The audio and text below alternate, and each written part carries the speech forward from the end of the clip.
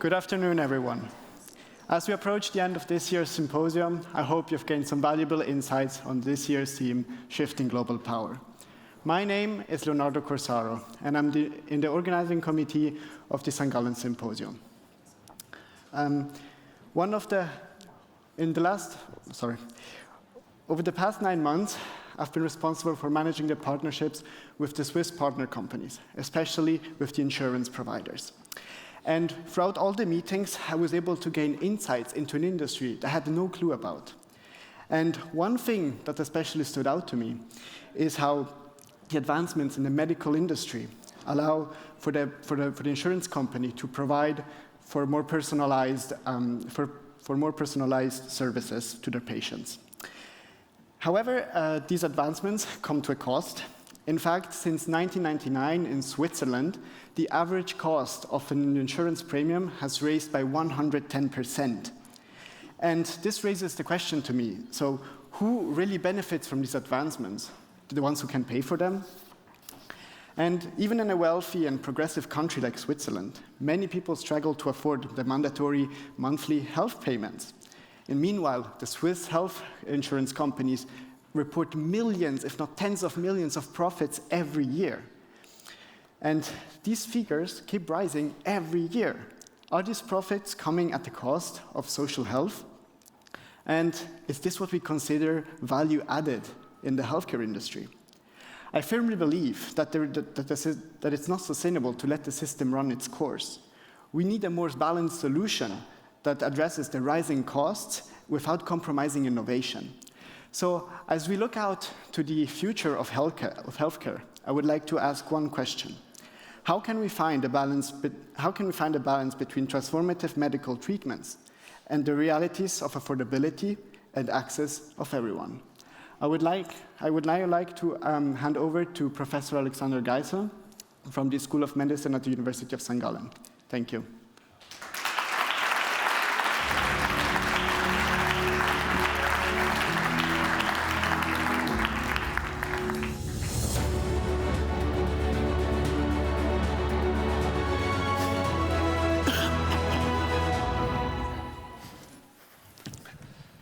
Yes, welcome everybody to this dedicated healthcare session at the St. Gallen Symposium. I'm quite happy that we have a dedicated healthcare session, and I'm also quite happy to have such a diverse and interesting panel here with me on the stage. And I would like to discuss with the panel this afternoon 2 leading questions. The one is, how does the global shift we are discussing here at the conference and the turbulences around us affect healthcare? So how we provide health and care to people who are in need.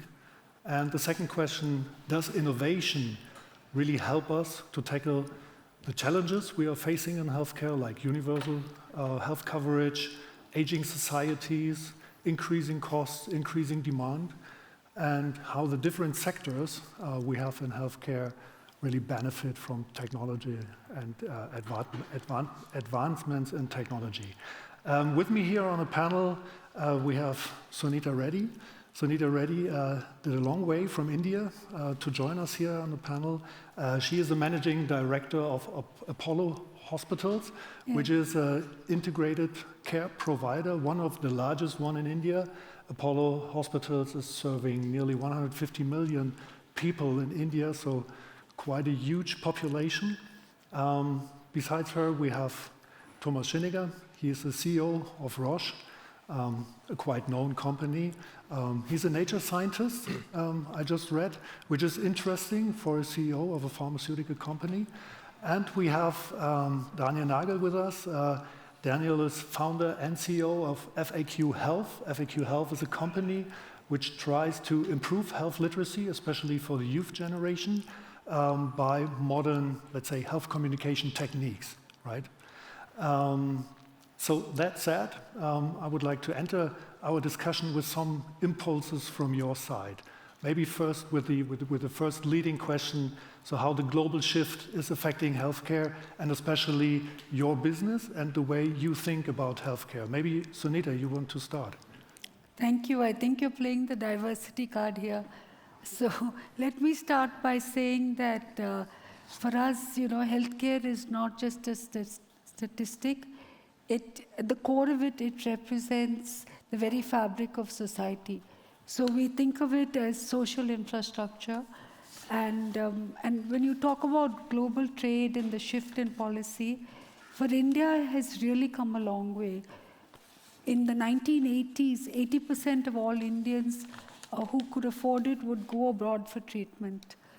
Many of them, about 60 million families per year would become impoverished because they could not afford treatment.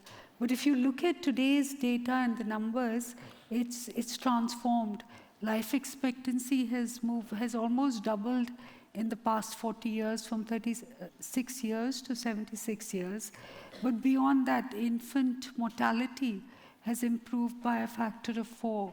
Maternal mortality has improved again by a factor of 4. So while these are numbers, they represent what the public and the private sector are doing together. And I think this has been a huge transformation in Indian healthcare. And in a way, it's insulated us from the rest of the world. India's policy has been Atmanirbhar. For the past 25 years, we've been focusing on what can we do to independently serve the people of our country. And this country is a country of 1.5 billion people. So what did the government do in partnership with the private sector? They created Ayushman Bharat, which is the world's largest health insurance scheme.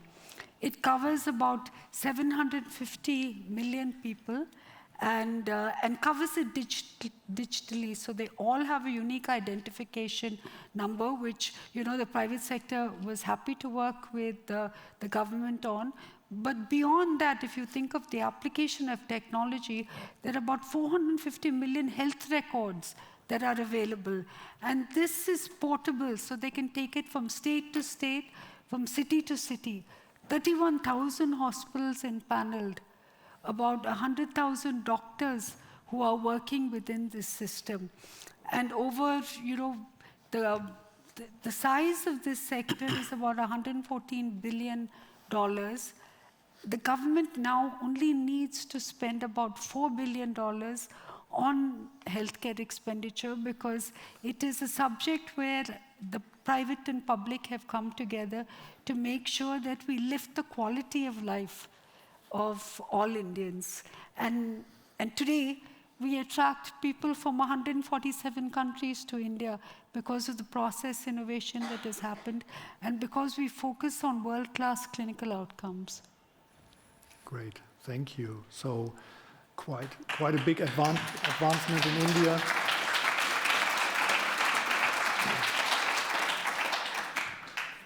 Thomas. Yeah, so to answer the question on how do we see the geopolitical shifts and how does that affect us as a company, let me first say, the first question is this temporary? Or is this going to be a longer period than the next 4 years?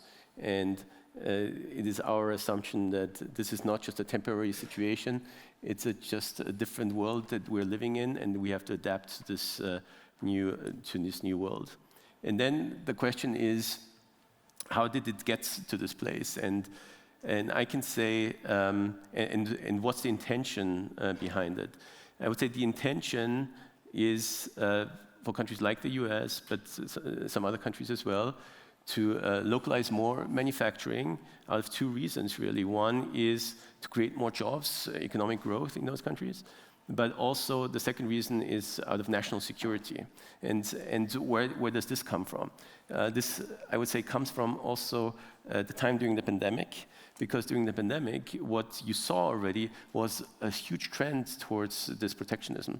Actually, countries were not really collaborating during that time period. We had a hard time to transfer goods between countries because people wanted to secure supply for their own country. And what they realized during that time is that they actually were missing manufacturing of certain, medicines or other things like generics, antibiotics, etc., in their country. And then basically, after the pandemic ended, we've had conversations with pretty much every country around the world that wanted us to localize the manufacturing in their country. But that's not really feasible. We cannot localize manufacturing in every country. It just would drive cost up massively, right? And they did it because of economic reasons, and they did it because of national security reasons. Now the US took it a step further.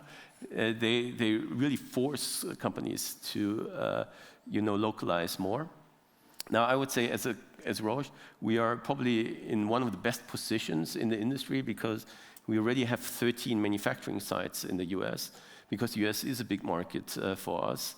But we don't produce every product in every manufacturing plant in the world, right? It's also not feasible. So we have to shift around our manufacturing in existing plants so that we produce the medicines that we need in the US. In the US, we produce the medicines that we need in China. In China, we produce the medicines in Europe that we need in Europe. And the good thing is we have a good, strong footprint in the US, Europe, Germany, Switzerland, China, and Japan. So in all the major markets, we are present. But you will see this kind of shift happening over the years. And I would say this is not a temporary situation, and that's why we have to think long-term in that direction. So maybe as a follow-up question, that means that you really rethink your supply structures, your supply chains? So, prior to the pandemic, I would say most of the industries and our industry always try to go to single source suppliers to optimize costs, et cetera. But even during the pandemic, people realized that you had to access multiple sources.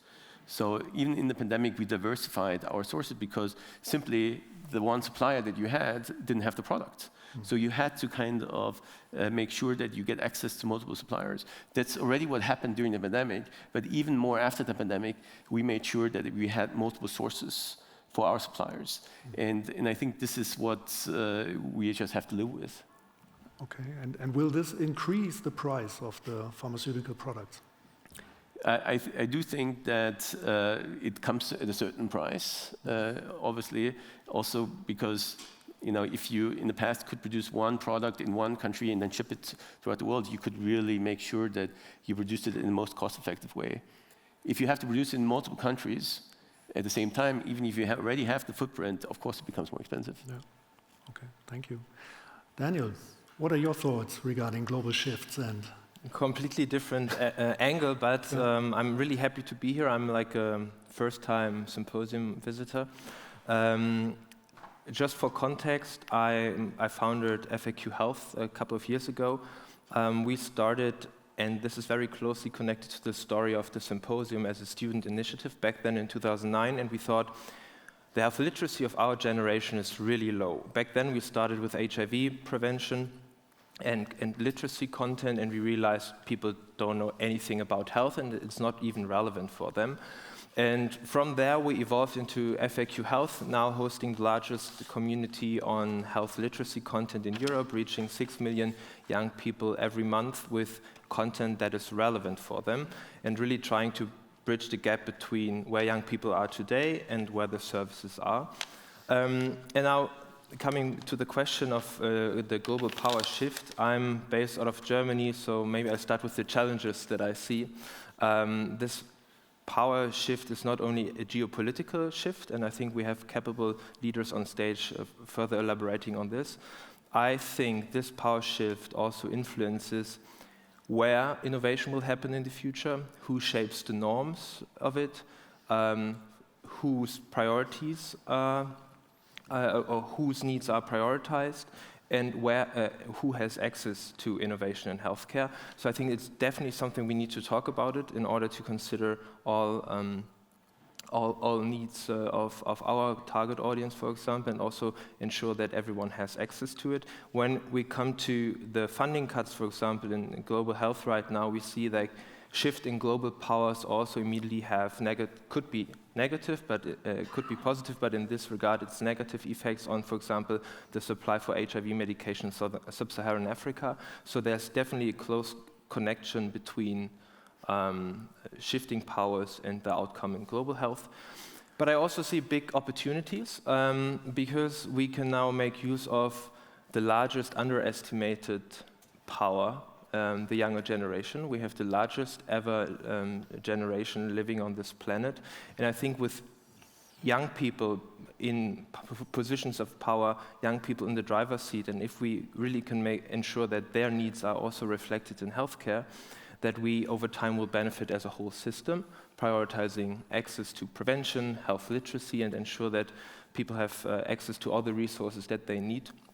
And if we let young people lead, if we make health not only community-driven and culturally relevant, but also radically accessible, I think we can also have a major positive shift towards better health for everyone. Because one thing is clear to me, there are companies like Roche, for example, innovating every day treatments, and we also see technology evolving, but from my understanding, it's not medicine holding us back at this time.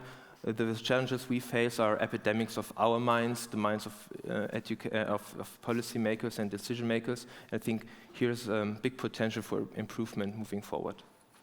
Yeah, exactly.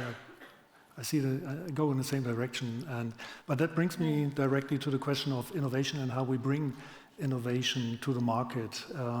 Suneeta, so managing a huge hospital network, it's about managing processes, right? And how do you make use of technological advancements like machine learning algorithms in optimizing those processes in your network? I think what we do in India, and I'm sure this is something that happens in every country, is that we seek collaboration so that we can bring things to the market very fast. So what we did in Apollo was really to create a clinical intelligence engine which monitored, would predict what the outcomes would be. So we worked with Microsoft to create the cardiac risk score. We've done stroke with Medtronics. We worked with stroke so that we can identify strokes very quickly. But most importantly, in terms of not just incubating small, efficient, quality products, what we were able to do was really scale them. So urban centers became the center. It was a hub and spoke model where the creation, the innovation that happened in the urban spaces could really be scaled across India. And I think we've shown that very well. We've been able to touch in the past 10 years, 20 million lives through our telemedicine. So what we've learned through our clinical intelligence engine, we were able to replicate it with different state governments. We worked with the Andhra Pradesh state government, we worked with Jharkhand, we worked with Himachal Pradesh. And the important thing about this is that the clinical outcomes are second to none. Even when you think about teleophthalmology, we were able to, using AI, we were able to screen a patient and say that this is the glasses they require, this is the power requirement, and ship the glasses to the person who needed them. So I believe that truly geography is now history because we've used innovation to achieve quality at scale. The second is the rapid decision making that happens, especially in India. Our wait times have cut down. When you enter a hospital, from your entrance to intervention for a cardiac event or a stroke event, it's come down to 45 minutes. And I walk across the world and I think of, the golden hour that they call in healthcare, the 60 minutes. And I see the wait times are across the world. And I look at this populated India, with the limited urban infrastructure we have, we're still able to achieve speed, which is so vital in healthcare because of innovation, because of process innovation, and the ability to predict a disease profile. And there's so much more that I can talk about how this is helping in prevention, because India has a huge challenge. We have a predisposition towards non-communicable diseases, which could affect 60% of our population. And the impact of that could be $3.5 trillion, which is almost equal to our GDP. But what the country is doing in terms of moving to prevention, by creating primary health centers, by focusing on really talking about, like was said earlier, prevention is key to keeping the youth young and making sure that we look after our elderly so that they have good quality of life. And we have used AI, we have used machine learning. Being an organization which is 40 years old, we have longitudinal learning of 4 generations. So definitely enough data, heterogeneous data that is relevant for the Indian population that we can use. Yeah, thank you. Very, very impressive. Thomas, pharmaceutical companies are known to be big R&D companies, right? So how do new technologies like machine learning applications and Gen AI change the way you innovate? Yeah, so first, we invest about 20% of our revenues back into R&D. And innovation is absolutely critical because as a company, once we launch the product, we usually have a patent life of maybe 10 to 12 years. And that means every 10 to 12 years, we have to completely reinvent the company and come with completely different new medicines. Otherwise, our company doesn't exist. So this is kind of the innovation pressure that pharma is under that doesn't exist in many other industries in the same level. Plus, if you look at the development time of medicine, it is, once it enters phase 0, it's about 10 years. So if you take research in the beginning, you're talking about timeline 13, 14 years of development time. So, it's just really critical for us to keep innovating. And with that, we look into, on the one hand, the progress of science, what new technologies can we use, like gene therapies. We look at gene editing therapies like CRISPR. We look at cell therapies on how you can use your own immune system to fight off cancer, cancer vaccines, etc. So we try to do that. But of course, AI and machine learning is one of those technologies that we try to leverage, also to accelerate research and development. And so in terms of designing new molecules, in terms of finding new targets, we use, for example, AI to help us do that. Now, today, I would say we're not yet at the stage where you can fully rely on what the AI tells you. You still have to then test the AI in vivo, and then you have to feed back the information into the model, and then you kind of train the model over time, and you improve the model over time. And I think that's generally the case with AI. And it was interesting, we did this work with our leadership team, where on the one hand, they were using generative AI to ask a question where they knew nothing about. And they were so surprised, such great answers. Everything, they took for granted. And then, in the same time, they asked the question to generative AI where they were experts. And where they were experts, it was clear that, there was a lot of mistake of what came out. And I think it's the same in R&D. So, the models are still not that good that you can fully rely on what the outcome is. You test it. But what's also clear is, today is the worst AI will ever be. So as we keep training AI, it will keep improving, but you have to have the feedback loop, and that's what we're doing in R&D. Beyond that, in terms of manual work, you can already use AI for a lot of different things to help you. But in R&D, we still have to train it and keep training it and keep modifying it. And finally, I would say what we also do is we use AI in some of our products that we implement, like algorithms to help better clinical decision-making for doctors, in digital pathology, but also in other areas. So, also here we see it. I would like to then just finally come to the point that was mentioned before on access. And I hope we'll get to that, because I think one key problem we have is there's probably more innovation than people have access to, a lot more. And we have a real problem in terms of people getting access to innovation. Good point. We will talk about this in a minute. Yeah, Suneeta. No, I think that, there's a huge difference. There's a learning, because while you're looking at innovation and working with AI, we are actually implementing it. And when you spoke about the cell therapies, the genomics, in India, we're actually performing those CAR-T cell transformations. We're doing those. We're actually delivering it on the ground. So this is where we've come to understand one key thing about AI. There is a black box.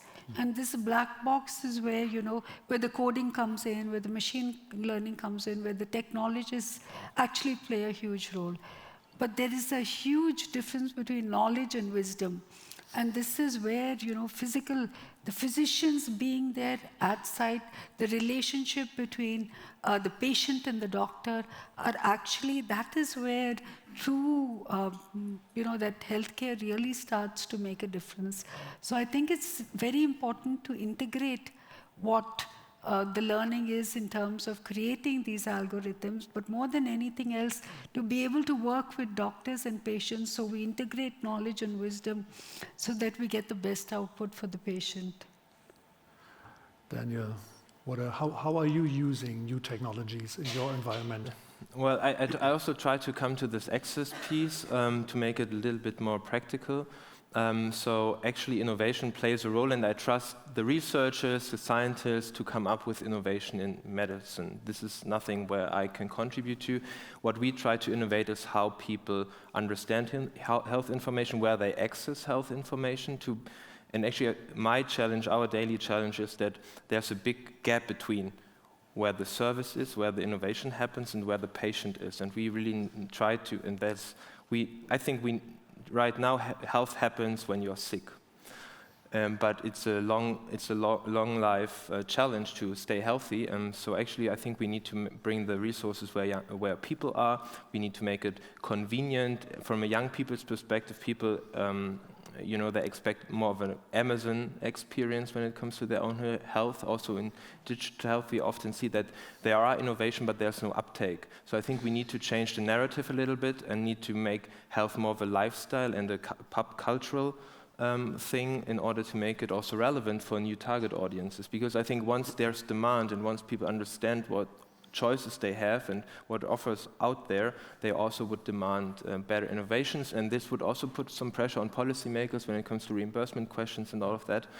So that's our front, is educating young people so they make informed decisions about their health and they demand innovation, and that's the piece that's on our side. From a technology point of view, of course, AI agents, it's a nice tool to help people navigate the system, to answer frequently asked questions about health.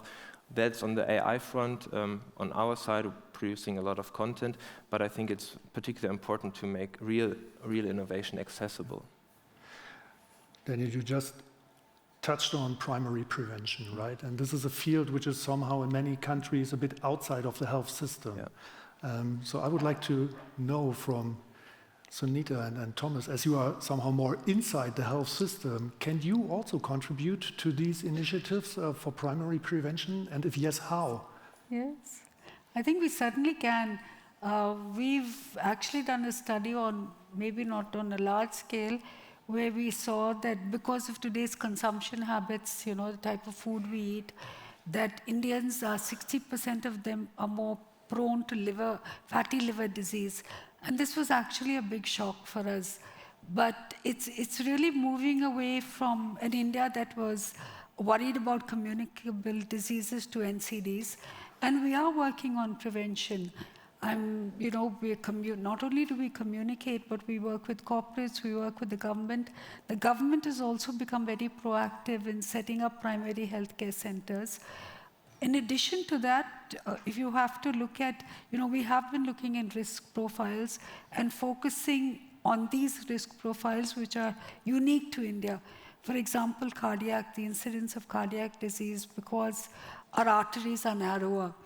And the lifestyle choices we make in terms of how do you look after health, make sure that that we're able to reverse disease by treating it with probably the right medication, but health, diet, good habits, but also preventing, an instance of a heart attack from happening or a stroke from happening by keeping people healthy and monitoring their health conditions. We've actually worked with Sanofi to reverse diabetes. And this is where we look for partnerships we're not looking for capital from, people investing in India for the sake of profit, but we're also looking for people who've invested in research so that we can use this research to make sure that we're focused on preventing disease rather than just treating it, because as you know, most of the cost happens at the end of the healthcare continuum, where you spend a lot of money, and it's far more wiser to keep people healthy and ensure that they have a better quality of life. Yeah.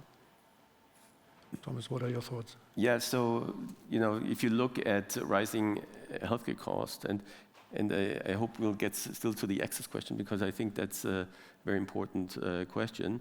If we just look at the rising healthcare costs, there are multiple strategies then that the healthcare systems can do in order to reduce this strong increase. Because the reality is the population is getting larger. The reality is we have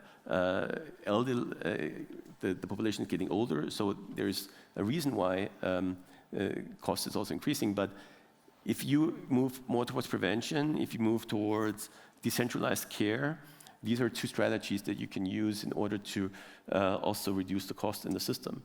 And as Roche, we have a diagnostics division and we have a pharma division.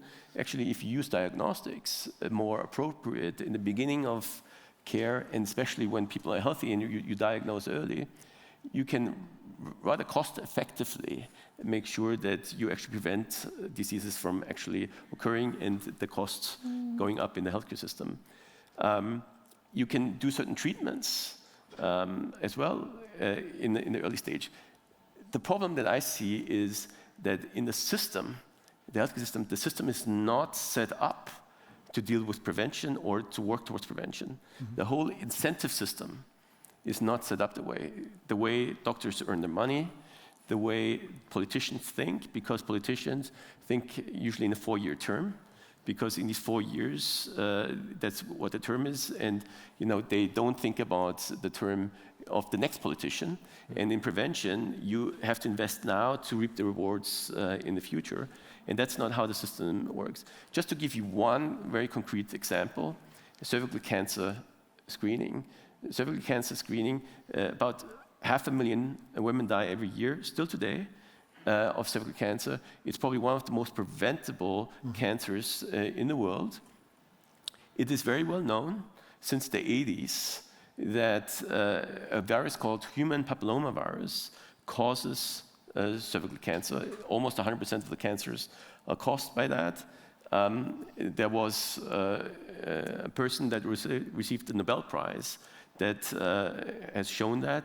There have been clinical studies run with, for example, from Roche, with 45,000 women that back in 2008, and that's 17 years ago, we have clearly proven, and others have clearly proven, that if you detect the virus, you can prevent the cancer from happening.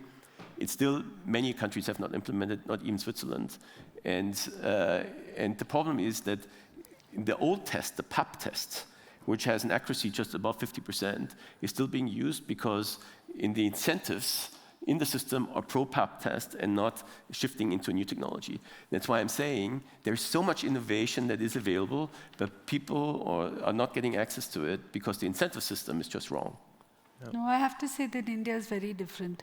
So the government itself has the cervical cancer vaccination drive, and this is driven because health is a state subject. It is driven by states. And so if you see the numbers who are getting vaccinated and who are advised at 18 years of age or 14 to 18 that this is the right age to do it, it's happening. And not only that, but is the testing implemented? Yes, the testing is implemented, the vaccination is given, the right questionnaires are also given, they have knowledge about what they're receiving and what the outcome is going to be, which is the most important thing. And the second, even with cancer, you spoke about cancer, we're detecting it 10 years ahead of what the normal age, which was, people would detect it around 60, 65. Now in India, we're able to detect breast cancer at 55, at an average age of 55.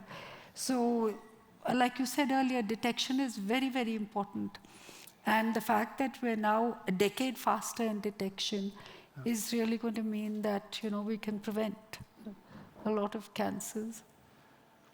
So I like the question of access, and usually we differentiate between financial access and physical access. Now we are talking about financial access, and one of a very interesting point really is when we talk about primary prevention, so increasing health literacy, making people beware of their own health status. Someone maybe needs to pay for these initiatives, and I think, Daniel, this is what you are also thinking about, right? So who can cover the cost for primary prevention?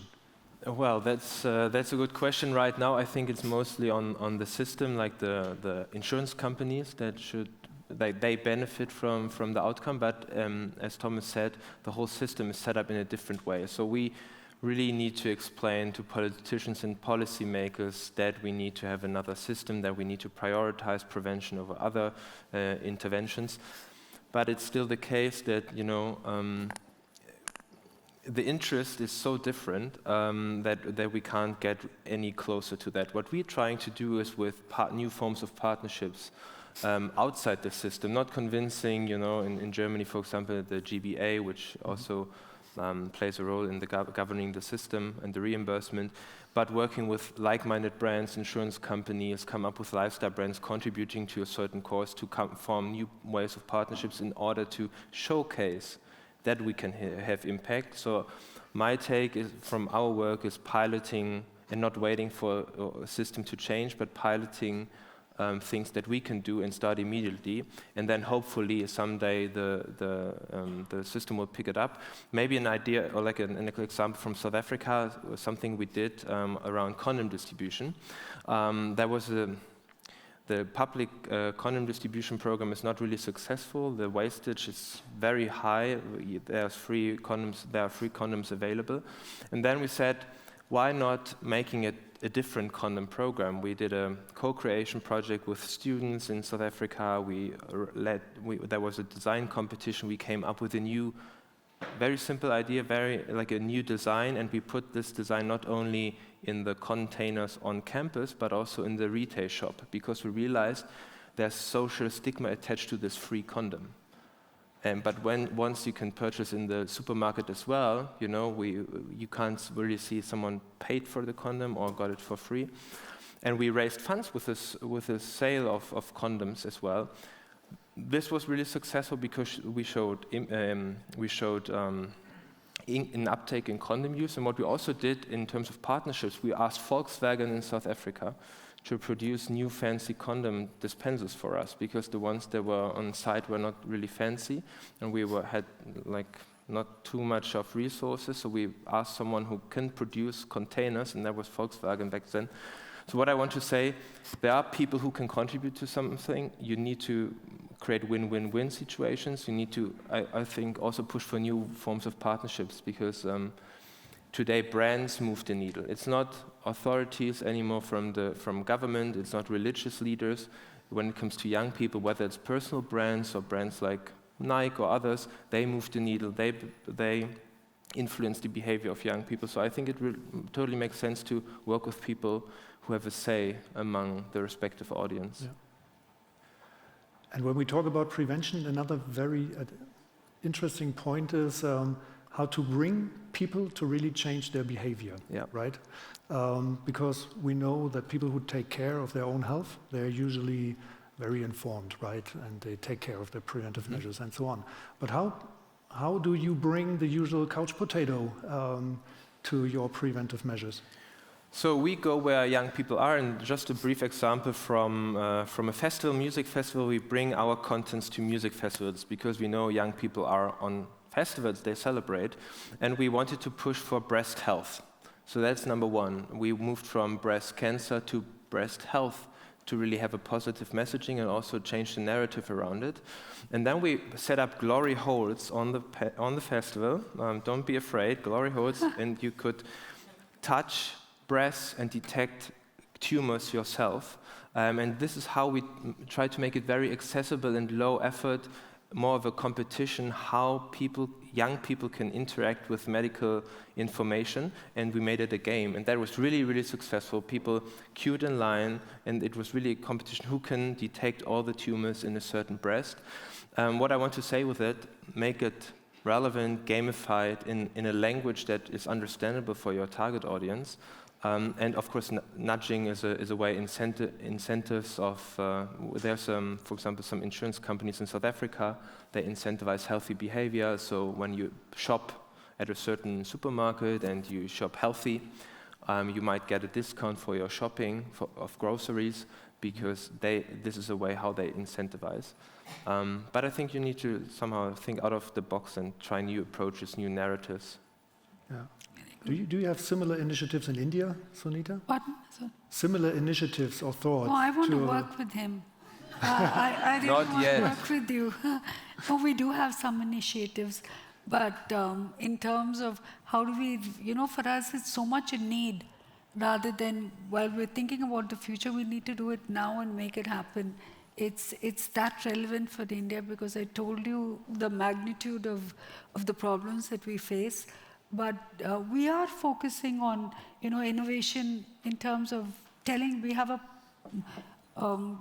a company that's called Billion Hearts Beating, where we're talking about cardiac, because that for us is huge, and so is oncology. But on the ground, India spends very little money because they don't have surpluses. If you look at the healthcare industry, it doesn't have huge surpluses to actually spend it on outreach and marketing. And that's where we need to work with the governments, with private companies like this that are experts in doing this. Mm-hmm. So learning for us. Okay. And Thomas, what a role can a huge pharmaceutical company like Roche play in primary prevention? Yeah, so the key question is, do people prioritize health, right? And I think also then it's easier to go into prevention if people themselves are interested in prevention. So one is the system, but the other part is, of course, the people. And it's quite interesting that people, when they're healthy, they think it's natural to be healthy. But when you're sick, you actually then realize what it means to be healthy, right? You then only realize the benefit that you've had for many years. And of course, when you're healthy, then people say, why do we spend so much money into medicines? But I can tell you, once you're sick, you're happy that money is being spent into medicines, and that some of the innovative medicines are coming that actually save the lives of people. Just on the way here, I read some data, quite interesting. If you look at how much money is spent in Switzerland on medicines, it's about the same amount that's spent on alcohol and cigarettes. Just to have comparison, right? And when I hear about access to medicines in Switzerland, if you look at Switzerland, about 11% of all healthcare costs go into medicines. Of those 11%, half of it goes into innovative medicines. The other half goes into generics and into pharmacies and doctors that earn money with medicines. So you talk about 5 billion annual cost in innovative medicines for Switzerland. Now, if you think about alone, the pharma industry spends in Switzerland 9 billion in research and development. Alone, Roche 3.6 billion in terms of capex investments, tax, everything that we pay. Switzerland earns so much more money from the industry than they actually pay for medicines. And then you see that in Germany, about 87% of all innovative medicines are approved. In Switzerland, only 48%.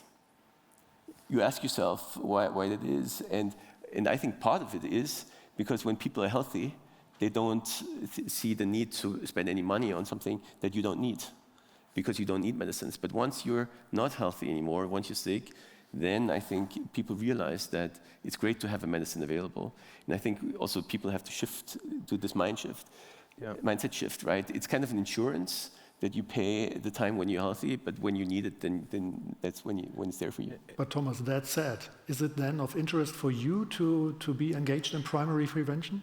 Of course, because first of all, I think that's where we have to go, because we have to keep people healthy. I mean, if you look at the life expectancy, yes, the life expectancy has increased significantly, but then you look at how long do people live with a disease, right? Either they've been diagnosed with cancer, and of course, they can stay living for a certain period of time, but they always have this thought about, oh, I have cancer, or I had cancer, and now it's controlled.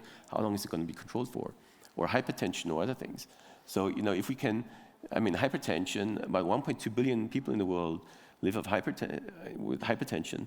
Even moderate hypertension reduces the life expectancy by 5 years. Severe hypertension by 10 years. If we can control hypertension, which with the medicines you have today, it's still not effective, you can severely improve the life expectancy of people. And not only how long they live, but also the time of life where they live a good life, a good quality of life. Yeah. So Daniel, do you want to add something? Yeah, I just wanted to also say, I think we need to understand health investments more, not as cost, but investments. And today, and I think this is closely to what Thomas just said, people don't value health when they are not sick, and hence maybe they also don't value health investments, because for them it's only costs right now if they are not sick. So I think this is something we need to do, change the narrative towards more like this is an investment in a healthier future. And another roadblock on the way to better health is data privacy. So we oftentimes cannot use the data that we are having for the sake of research or make it available for better interventions and learn what we can learn from the data. So I think, and we did a survey on that. In our FAQ, we would say "fuck you" community. That's the name of our brand. We asked people, would you donate your data for the sake of better health outcomes? And the vast majority said yes. Why not? If I'm sick, I don't care about my data privacy. I want the best possible outcome. So I think these are two things we should also work on and take into consideration. Yeah. Absolutely. So we touched on many very interesting points. Are there any questions from the audience? Yeah, I see one here in the front row.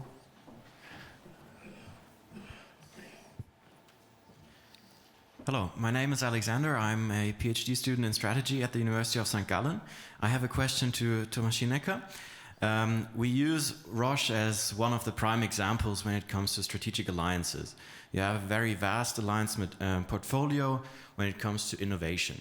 And at this symposium, we have talked about the innovative power that is in Europe, resides in Europe.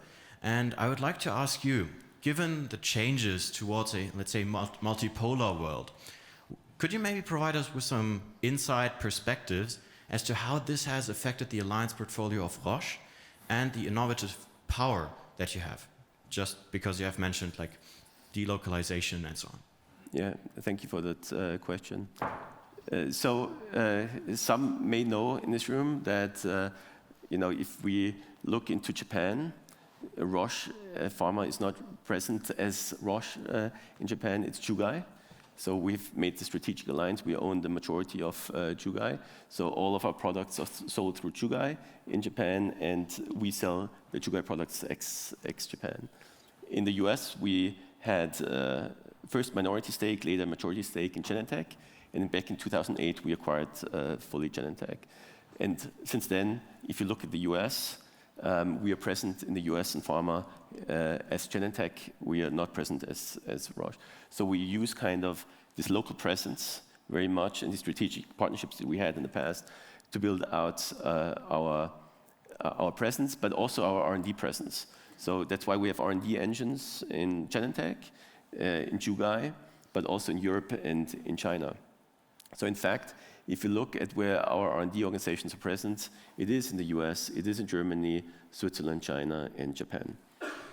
If you then look at our pipeline and our launch products, about 50% of our products that we launched are purely invented in Roche, and about 50% come in through partnerships from other companies. With that, we're actually in a quite innovative company compared to many others. If you look at some other companies, I don't want to name any names, but about 100% of their pipeline comes from outside.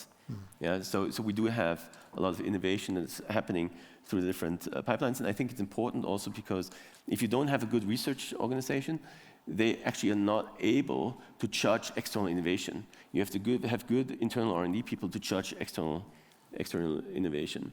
Now, when we look at external innovation, It's of course important for pharma to do that, because even if we spend, I don't know, 13 point something billion in R&D, it's a fraction of what's spent in the global environment, you know.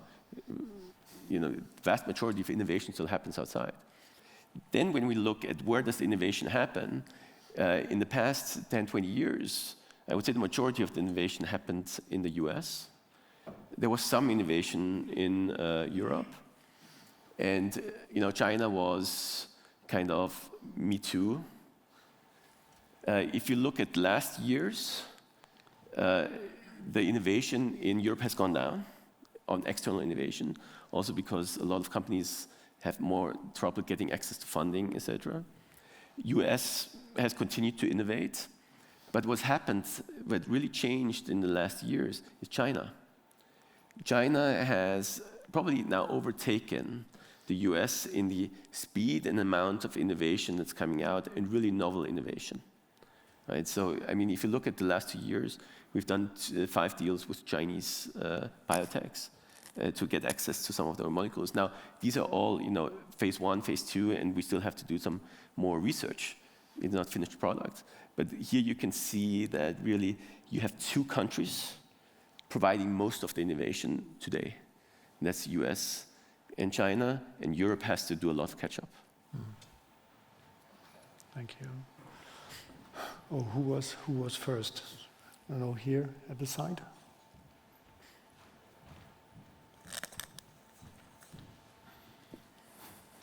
Thank you so much. I heard you speak a lot about policies and politicians. I'm working in public affairs, and I'm often in parliament talking about healthcare in Switzerland. And they all tell me, oh, you have to go to the companies, and it has to come from them. And then you tell me, oh no, you have to go to the politicians. That's their job. So we're talking a lot of value-based healthcare. And my question is for Miss Reddy here. How do you manage to have 150 million patients in your network and talk with politicians, companies, patients, and how do you manage this combination of stakeholders? Because I can tell you, in Switzerland it doesn't work, and we're 9 million. So you told it was because of you have different states as well responsible for that. And we have the same with the cantons. Can you maybe give us some insights? Because I think everyone in this room would be, at least the Swiss people in this room would be very interested in hearing some insights of 150 million. So I think the focus is on the patient. And I think that's where the government, the state government, and the private sector comes together. We're all looking at how do we serve the patient. And in India, the demand-supply gap, the structural gap is so large that if we do not work together, it'll be very difficult. Yes, there are hurdles to cross. We have to clear, get 64 licenses. But those licenses also mean that India is delivering quality healthcare. And I think that fortunately we have very good opportunities for good conversations with the governments, because we're working on the government programs. On a marginal costing basis, it doesn't make us money, but we're there doing, we're working with them on telemedicine. We've reserved 5% of our beds for Ayushman Bharat. And because we're working with the government, I think we have an opportunity to have a dialogue with the government and, in a way, influence policy. So it comes from a really good place where we have a single agenda, which is, I think for the government, it's about improving the quality of healthcare, and it's the same for us. Yeah, maybe just to add, so we have a lot of exchange with the Swiss government. And what I'm saying here is not something they haven't heard me say directly to them, right? I think that the first is, Switzerland has been majorly successful over a long period of time. But that doesn't guarantee Switzerland to be successful in the future. And in fact, I would say, sometimes if you have been successful in the past, it can be also a hurdle to stay successful in the future, because it makes you maybe a little bit like rest on your laurels than, eager to work on improving the situation. And I think Switzerland itself, but also what happened now globally, Switzerland it has a bit of a danger of losing its benefits that it had and the reasons why it was successful. So I think that's one element. The second element is, if you look at the different departments of the government, they're like working in silos. But I think in some elements they need to work together. Like, for example, between finance and health, they need to understand that when I invest, I also get more revenues, and then I can have more costs, etc. But it's like almost they're not talking to each other. And I think that's something that has to be worked out. And the last piece is, and that's also what I keep saying, is Switzerland should think about what are the industries of the future. What are the industries that we need to be successful in the future to make sure that Switzerland keeps growing, et cetera, et cetera. And for these industries, how do we make sure that Switzerland is the right environment that companies will invest in this country for these kind of industries, right? It will not happen on its own, and the competition is heating up. Yeah. Just one point that we need to add, that if you look at the sustainable development goals that I think are common to all countries, healthcare comes in the center of that, because it's all about life, it's about life expectancy, and that's why I feel that governments will listen. Exactly. So maybe here. Yes.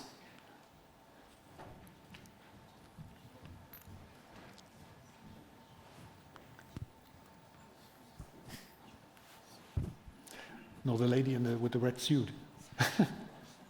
Thank you very much for your time and presentation. My name is Erika Ito. I'm from Japan, and I'm also a physician by training. I'm currently doing Masters of Public Health and MBA at Johns Hopkins University.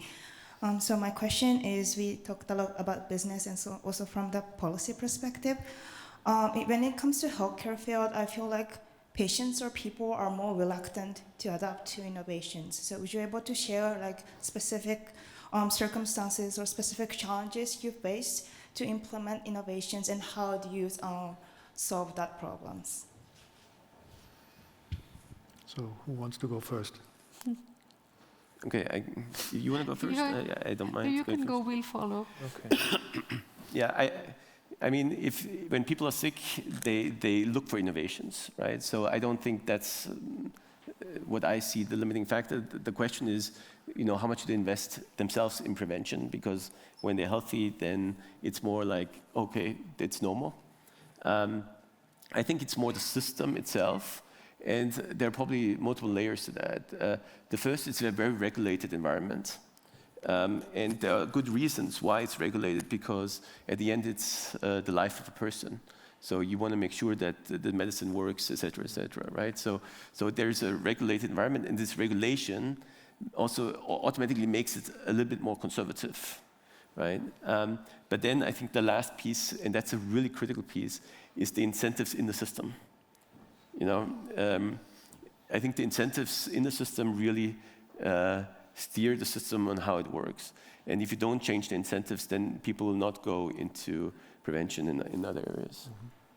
Mm-hmm. I want to add to this by saying, while incentives are part of it, I think the relationship between doctors and patients, and even today with everything there in social media, you can Google and find out whether you have cancer or not.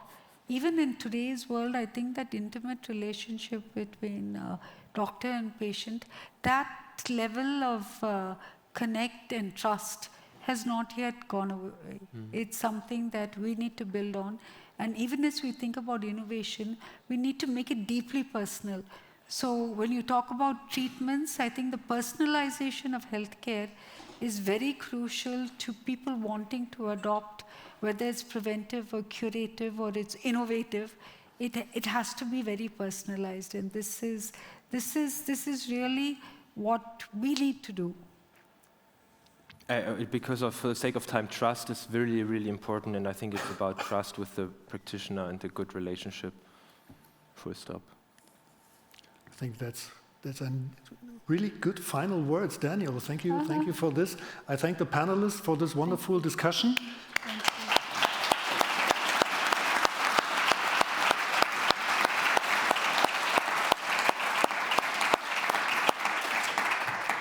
And I was told to make a last announcement that we will pursue here in this room 5:30. So maybe see you again in half an hour. Thank you. Thank you.